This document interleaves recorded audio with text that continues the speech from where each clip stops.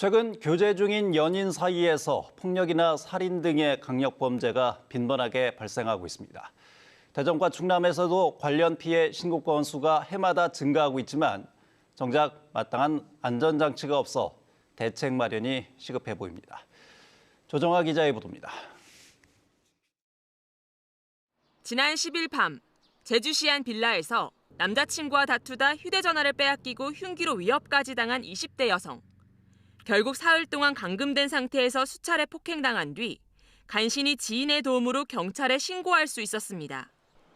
앞서 지난달 거제에서는 20대 여성이 헤어진 남자친구에게 폭행을 당해 숨지기도 했습니다. 지난해 9월 아산에서도 자신의 사과를 받아주지 않는다는 이유로 여자친구를 차로 들이받아 다치게 한 남성이 최근 실형 선고를 받는 등 전국적으로 교제폭력이 잇따르고 있습니다. 실제로 최근 3년 동안 대전에 접수된 교제폭력 신고 건수는 한 해 평균 2,700여 건, 해마다 수백 건씩 급증했고 충남 역시 지난 2년 사이 380여 건 늘었습니다. 하지만 교제폭력 가해자 대부분이 단순 폭행이나 상해죄로 입건되는 경우가 많고 피해자 보호조처도 뚜렷이 없어 이 같은 범죄 행위를 부추기고 있는 겁니다. 전문가들은 교제폭력을 중요 강력범죄로 규정하는 것이 급선무라고 지적합니다.